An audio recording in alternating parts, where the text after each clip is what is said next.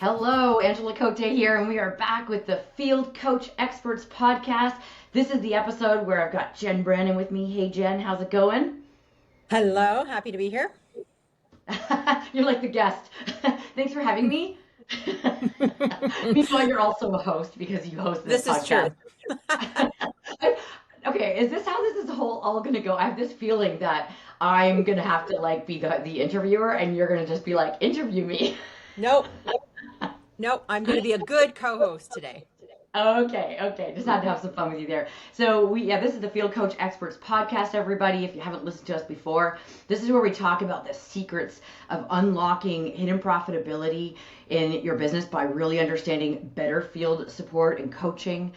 We have uncovered that the field support side and proper field coaching is a profit lever in your business and can be a profit center, not just a cost. And we're going to talk about that and talk about why. So we're going to share things that we have experienced ourselves and different stories from the field. Today, Jen, what are we talking about today? I'll let you talk now. How's that sound? Okay, well, today, and this is actually, I think I say this probably every podcast because we choose the topics that we want to talk about. And this is one that is kind of near and dear to my heart. And that is really, how do we help franchisees get out of working in their business to work on their business? Because we have all heard that phrase, but then it's like, how do we do that, and why do we want to do that? What is going to be the outcome if we focus on helping those franchisees do that? Well, let's start with this question for you. When you say it's near and dear to your heart, I'm guessing you're thinking back to when you were a franchisee. Maybe tell that story. Maybe some have heard it, but just to frame up, what we're talking about here. Both of us have gone through this as franchisees and business owners, getting stuck working in the business. So tell a little bit about that, why it's near and dear to your heart. Yeah, for sure. I actually, just before this podcast, I was making some social media videos, and it sparked that.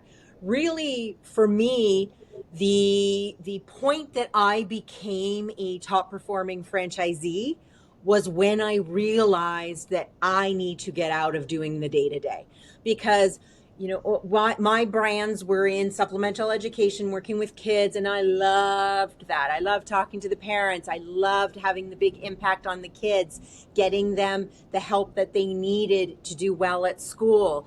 And I'm an operator. I'm an operations person is what I meant to say.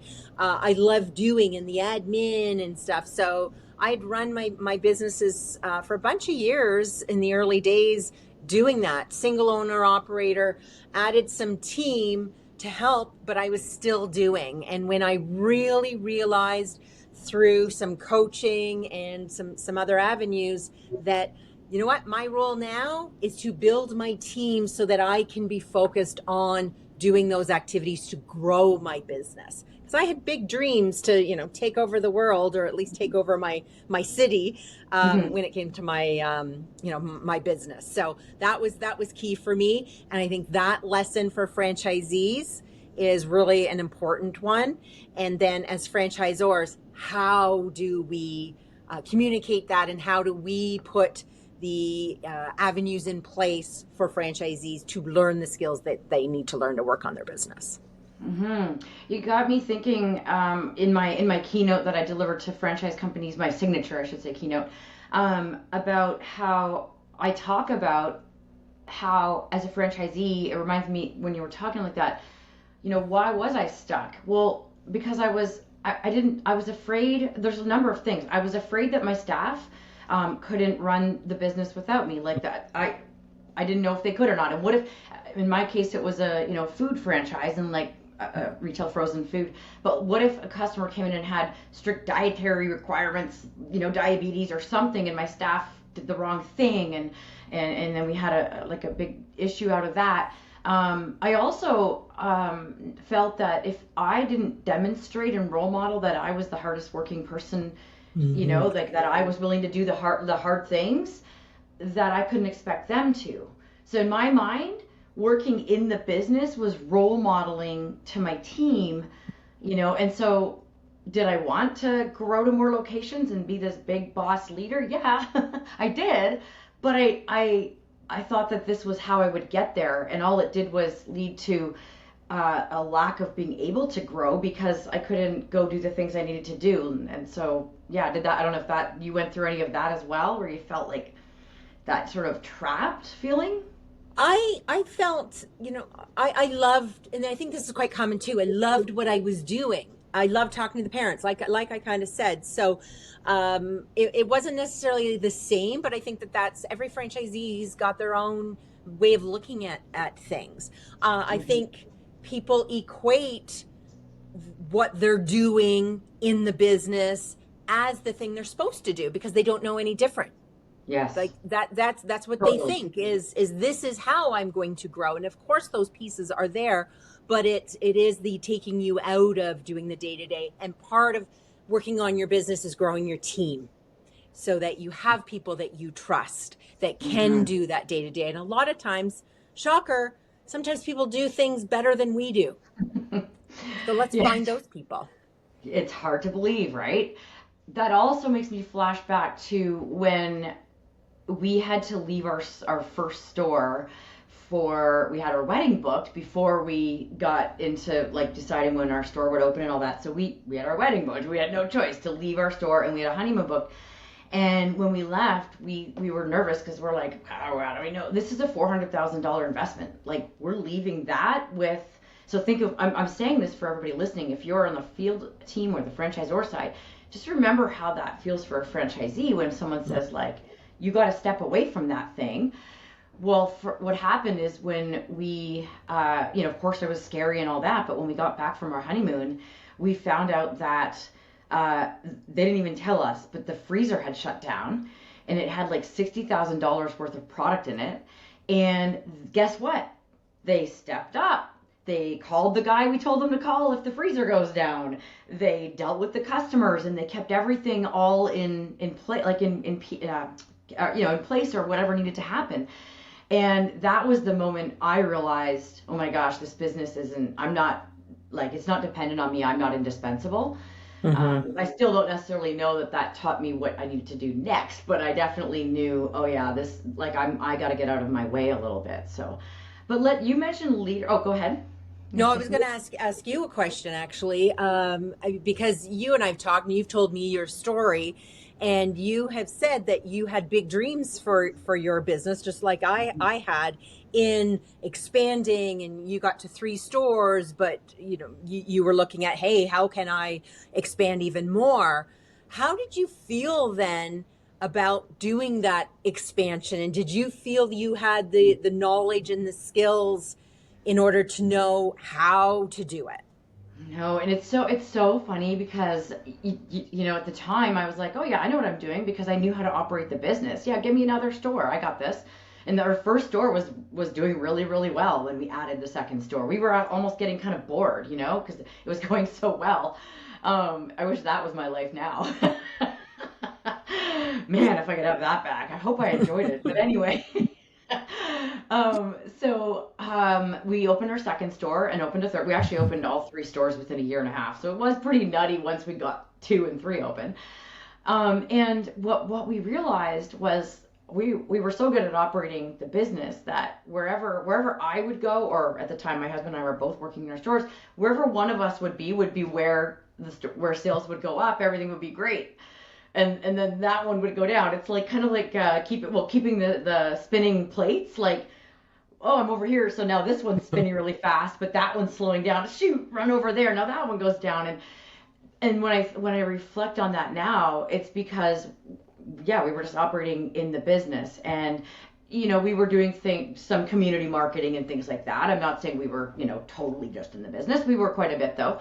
But we were doing a few things out in the community to get more growth out of it. But the fact that we couldn't leave a store without it going down says a lot, right? And Mhm. so I would have loved when the opportunity to open the stores that I have, or had, I should say, on Vancouver Island came up. I was like, oh yeah, I had the sort of the verbal rights to the island as long as we were meeting sort of minimum targets and expectations and goals. But at 3, they said, okay, we're ready to do 4. We're like, no, actually, we'll pass because we didn't have those skills. And looking back, what it should have been about, like learning about leadership and how do you keep that plate spinning when you're not there? What was missing? And we maybe we dive into that. Do you want to get into that? What was missing? Yeah, let's talk about that, because I think as a concept, okay, it makes sense, but franchisees don't know. Do you field coaches out there know what this means? What should our franchisees be doing to be working on their business? You mentioned community marketing. That's Yeah. one that's probably the easiest one that we know we should be doing, because we start Mhm. doing that right from the beginning. Do people lay off doing those activities at the older that they get, as far as their business, how long their business has been? Yeah, absolutely. Because again, they start doing all of those office things and in the actual business itself. So, but absolutely doing that marketing planning and overseeing that marketing. And then leadership. Why don't we talk about that one for a bit more? How, because I think that leadership is something that people, franchisees, a lot of times people who own businesses just don't intentionally look at how they're leading their team. And a lot of times that can be the downfall to a business, because they take for granted, oh, I'm a leader, or worse yet, I'm the boss. They should just do what I'm going to tell them to do. Right. So, how do we be good leaders to our team so that we're focused on empowering our franchisees, so that I can be out of my business, but I also at the same time know what's going on in my business, and my team cares. They want to do well. And I've got the reporting structure in place. I'm doing my, performance evaluations with them on their development and growth, not about the, not the stick approach, but all of these different things. What else, Ange, when it comes to leadership, should we be looking at? Yeah, well, first thing I want to say is, and Brecken on our team, who's super wise, when it comes to all of this and emotional intelligence. Mm-hmm. I remember him once saying well, leadership is a tough one because, for one thing, it can hurt the ego, right? If we think, I don't have great leadership skills, or I'm not a good leader, but also because people think it's hard to measure leadership, right? We can measure, like, whether we're good at numbers. Not, I don't know if measure is the right word, but we can either we know it or we don't. Marketing. There's certain things that are a little bit more tangible, but the way that I always love to talk about kind of measuring leadership is in a franchise. And I think about mine. It was retail, so we had about 7 team members per store. What was our turnover like? Our retention, if you flip that around. What was our ability to attract the right people? Were people enthusiastic to be at their job? Were they going above and beyond? Those are some things I would encourage, and this would be something field coaches could talk, as long as they have a good trusting relationship with their franchisees. You don't want to just go in and ask these questions, but if you're helping them figure out how to get out of working in their business, these are starting points. Looking at, how are all these things going, and there's others you could figure out as well. So in order to get good results in those areas, like good retention, being able to attract who you want and all that, that's where it comes down to some skills. I'm going to jump right to this. I think the biggest thing I wish I would have done differently, and I would have been taught, is about accountability. Right? So and I think it comes, getting out of working in the business, I think comes down to like accountability and systems, basically like EOS, or of course our strategic growth coaching framework. But having a cadence of reporting and measuring.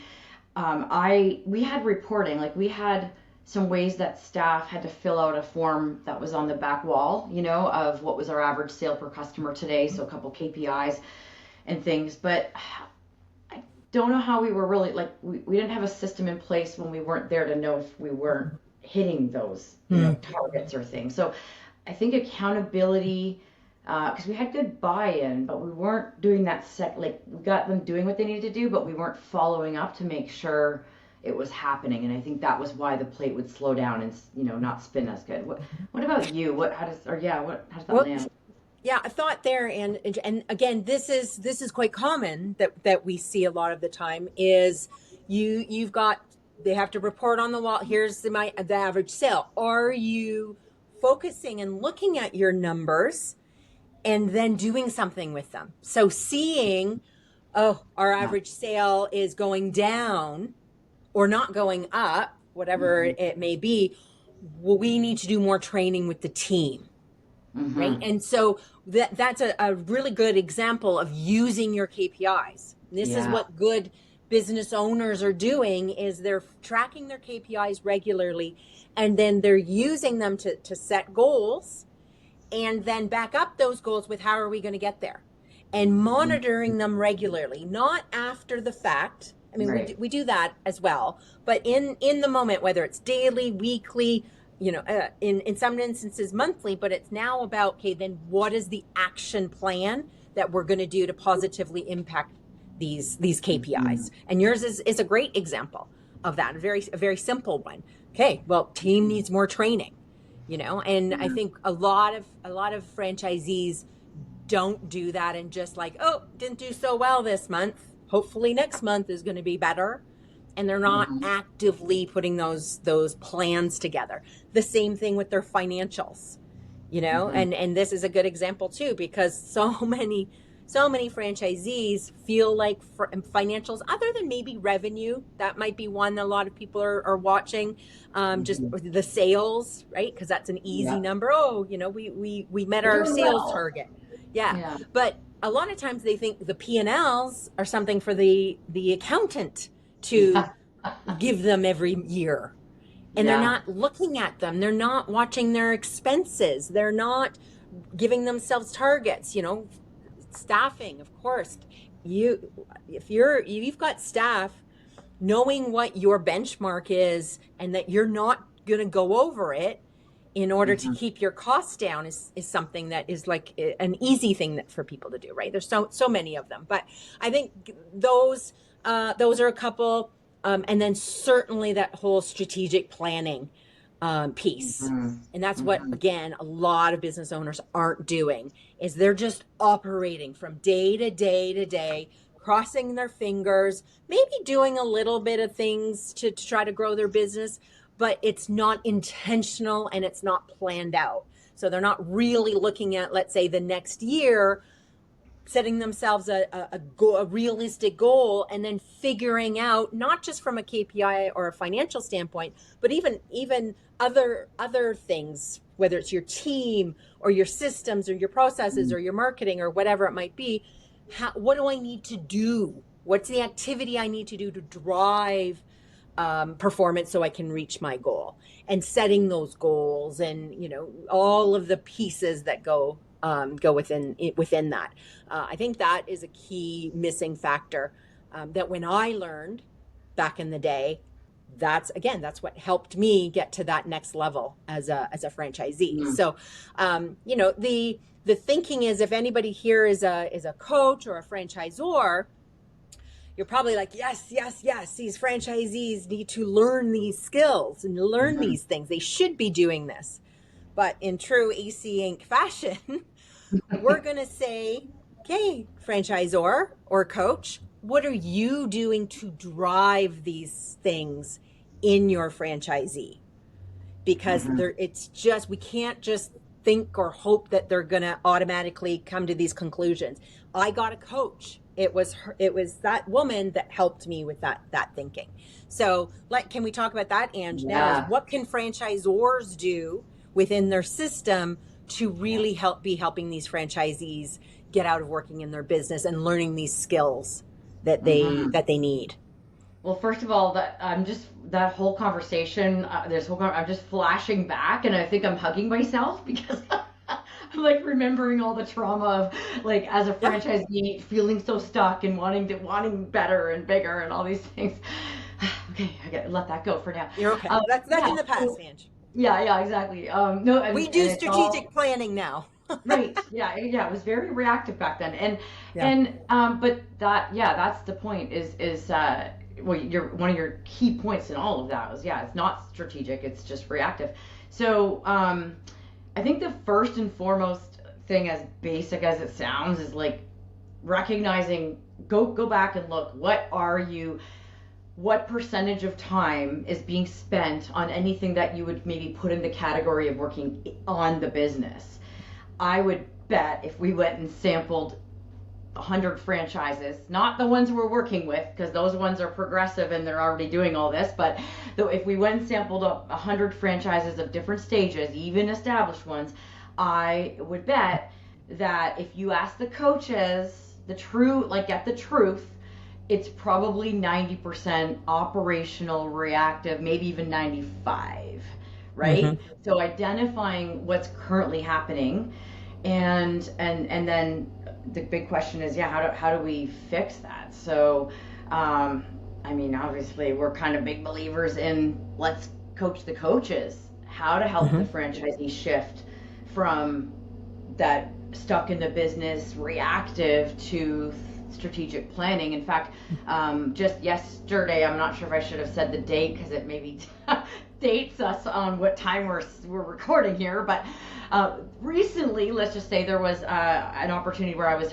hosting or facilitating a conversation for the IFA's Franchise Relations Committee with two amazing, one franchisor and one franchisee, and we were just talking about how you make that shift from that reactive to proactive. So that, I mean, people could go find that webinar, would be a good idea.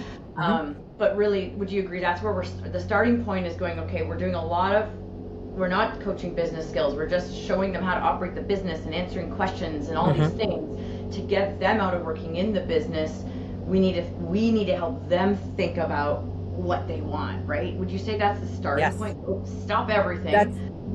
That's a good one for sure. We need to be doing that. That's absolutely we need to be focused on helping. Find out what the franchisee wants, like their vision. Oh, and something you said earlier was I think this is so important. I want to make sure people caught this. Help the franchisee see, like, not just say financial goals, but like you said, what does it look like? Like, I wish somebody would have said to me when we opened, say, store number 2 or 3, what do you want? Well, if you could have whatever you want within reason in 5 years from now, what does this look like? I would have said 8 stores across the island, maybe even 1 or 2 over in Vancouver. And then they'd say, well, what would you be doing, Angela? And I would say, well, I would be out there doing community events, probably doing some speaking and small business things. I would be popping into my stores. I could serve a few customers if I want, because I do love that. I could go work in the freezer if I want, because that was always fun too, as weird as it sounds.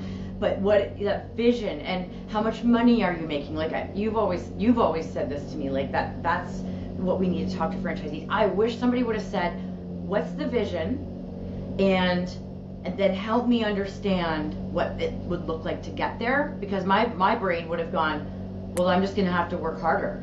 But that's not the truth, right? We coach the coaches how to show them the path, the roadmap to get there. Because now we know what you want, and it doesn't mean you're going to work more. You're going to get more into what you love doing.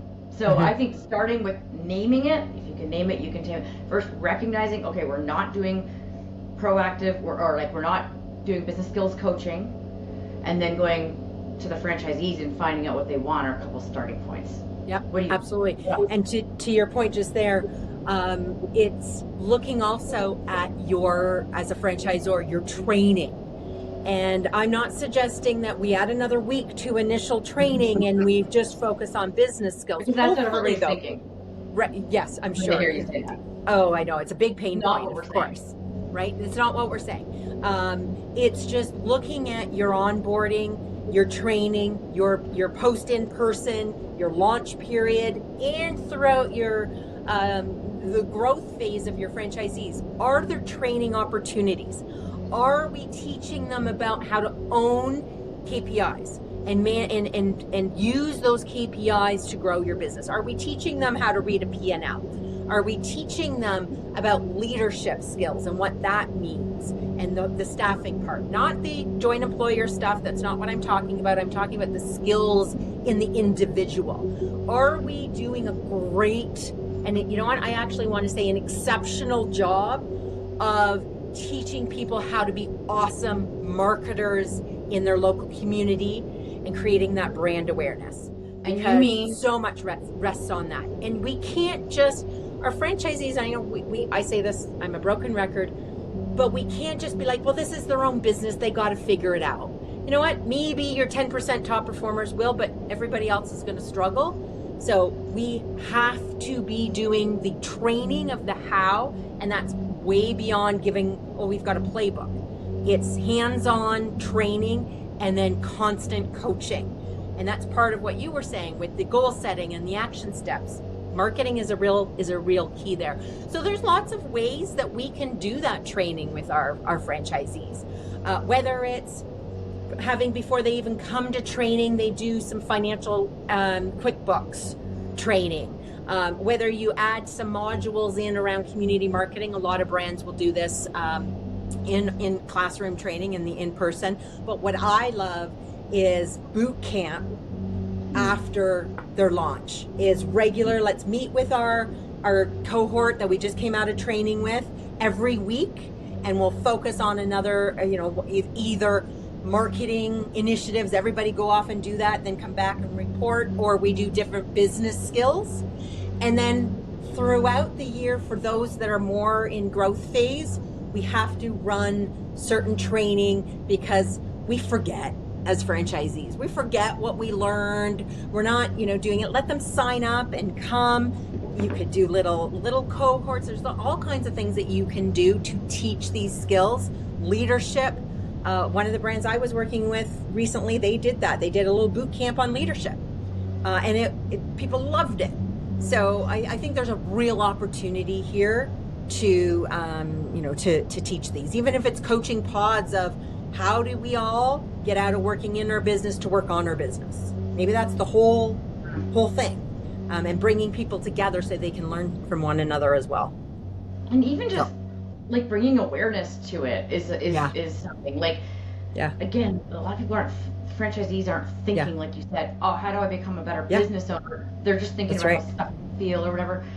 Conference sessions, regional meeting sessions, all of those kinds of things.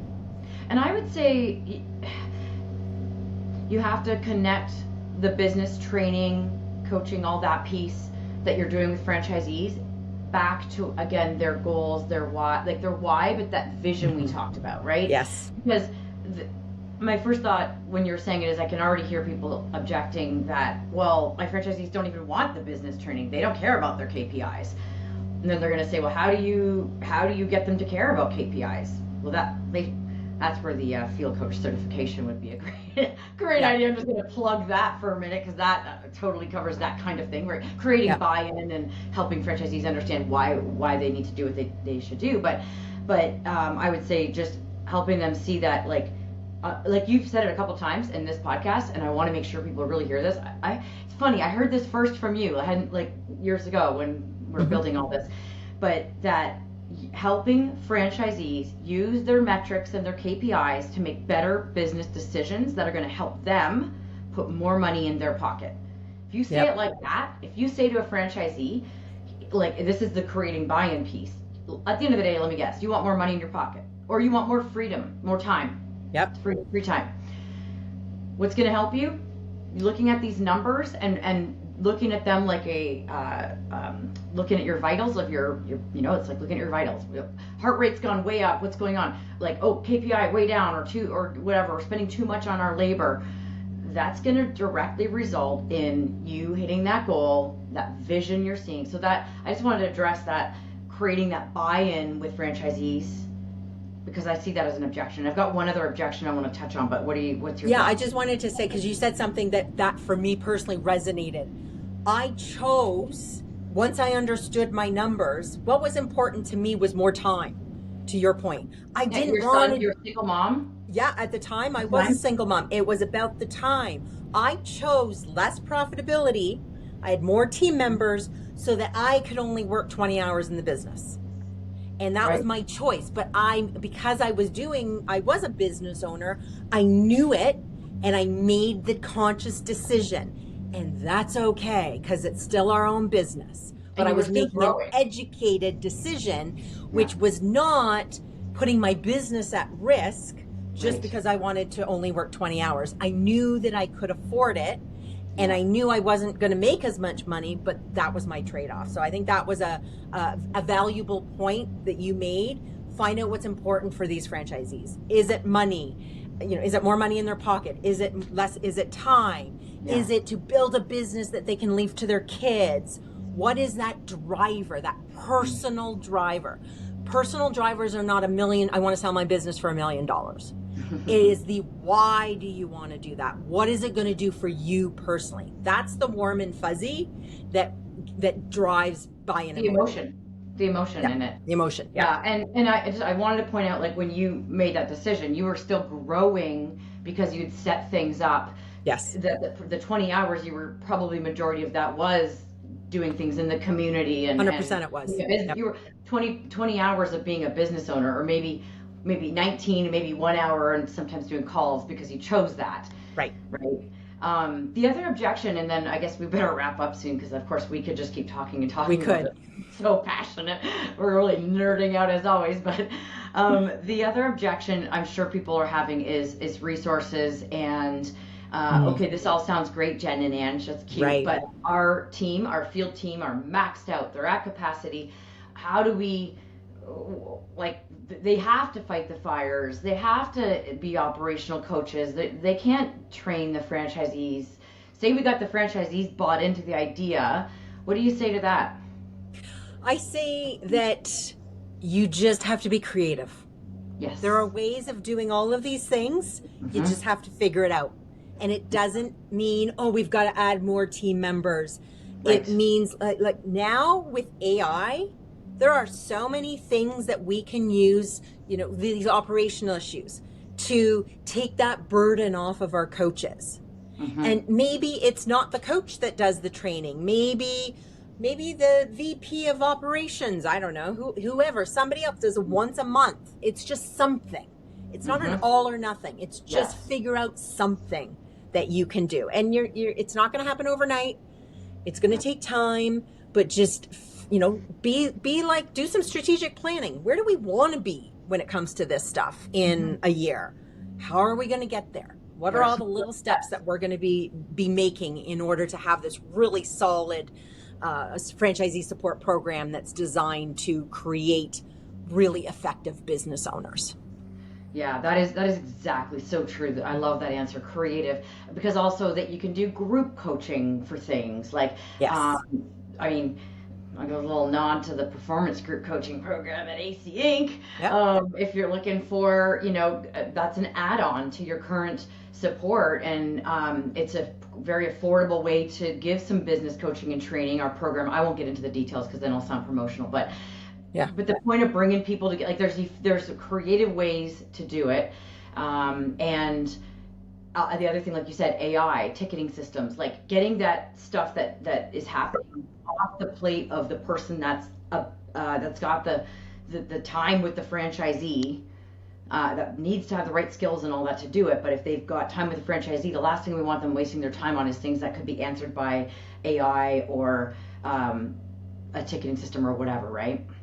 Yeah, and for sure, 100%. And the other thing is, if you're really bootstrapping it, then figure out things that you could, opportunities, let's say, that vendor partners, whether we've talked about our performance groups, again, not to be pitchy on this, but you could do things like that maybe the franchisee and the franchisor could share costs on. Exactly. Or it's a very small amount of entry. So franchisees realize, I want to invest in myself so that I can grow my business. And we're giving them these opportunities. We maybe be the facilitator of something. Like one of my clients did a book club around the book Traction to learn the EOS system. And the franchisees came together and they just met every week and they just facilitated that. or you could get a franchisee to facilitate it, somebody that really is involved in doing that or something else. Well, bring your franchisees in to run sessions. Like, there's so many things that you can do if you're bootstrapping, and even, if you're not, there is lots of opportunity there. Yeah, so true. And also, just last thought there, and then we'll go to the Go Be Awesome challenge. So we'll give our audience their Go Be Awesome challenge. Is that everyone knows you always start with your more enthusiastic, more engaged owners, right? So if you're trying to make this shift, I guarantee, unless you've only got 6 franchisees, but if you've got 30 or more, or 100 or 300 franchisees, there's got to be at least 6 there, or 5 or 4, whatever, that, I'm saying 6 because I'm thinking of our performance groups, but whatever, however you do, start with those ones that want it, and then get the results and show other franchisees that this is doable. You can be a business owner, and here's how. So social proof. Social proof. Long way. Yeah. I think we covered a lot. I think we did. But we could talk for another hour, but we'll spare everyone. And I mean, it's funny because it does just tie all back. Sometimes it feels like we're kind of saying the same thing, but we talk about, because this really did also relate to strategic growth coaching versus reactive. Yeah. It's all tied in together. It really is. I'm just excited to see the industry changing. I'm excited to see the brands that we've had the opportunity to work with, and see that shift happening, and or if other people are out there doing it on their own, awesome, because there's so much missed opportunity, hidden profitability in a franchise system, because people are just focusing on sales and then just operating the business. Yep. So for sure. Okay, well, I'm going to ask you then, let's do the Go Be Awesome challenge. What's something someone could go do right now, this week or tomorrow, to start to help franchisees go from being a stuck operator to a growth-minded business owner? Run a workshop for franchisees. Pick a topic, teaching about P&Ls. If you've got somebody that's really got some good financial acumen, one of your coaches, one of your team members, and it doesn't take a lot of work, just create some kind of little workshop to teach people. I mean, we've had lots of franchisees say, "What's a P&L? What does that mean?" And just educate them, and that could be a first start. And then it could be a working group to, how do we all increase our profitability together? That could be one simple way. To drill it down, what people often think, well, how do I teach about a P&L? Just to make it really simple, just help them understand that like revenue minus costs is your profit, and what are the key levers that you can pull. It's usually labor and marketing are 2 that are levers to pull, and just getting them focused on some basics. And some of those silly things that you're spending your money on because, there's money in the bank, and all my team need their own cell phone. Really? Do we need an extra $700 of expense so everybody can have their own cell phone that they don't really need? Right? Yeah. Because people get excited about money in the bank. So the more we can empower them to think about these things, the better, and the better it's going to be for them. Yes. Okay. There's their Go Be Awesome challenge. Well, everybody, if this got your wheels turning, we've got lots of ways we can help. We've got our free roundtables every week. If you're a franchisor or on a franchisor company team, reach out to us. You can go on our website, or you can even, I shouldn't say this, but you can DM me on LinkedIn. I'm on there all the time. We'll get you sorted. So free roundtables. We've got a great newsletter you can sign up for from our website. Reach out to us, and I mean, of course, we've got courses. We've got our certification program. We've got our strategic growth coaching framework we implement. But there's lots of easy performance groups we run. But if you're just looking for something simple, you can come to our roundtables and get into our community. So there you go. Good okay, stuff. Everybody, I'm gonna lead us out with Go Be Awesome.